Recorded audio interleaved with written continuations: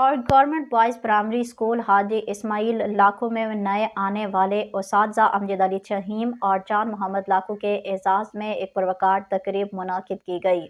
اس موقع پر گاؤں کے معززین حاجی محمد اسماعیل لاکھو، حاجی سلطان لاکھو، فوکل پرسن محمد حنیف راجپوت، ہیڈ ماسٹر سکندر خان جمالی، محمد اختر ارائی نے نئے آنے والے اساتذہ کو سندھی اجرک اور پھولوں کے ہار پہنائے۔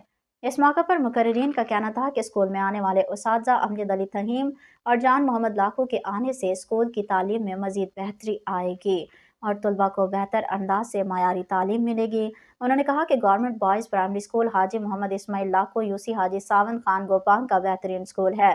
اسی وجہ سے اسکول میں دور دراز سے بچے تعلیم حاصل کرنے آتے ہیں۔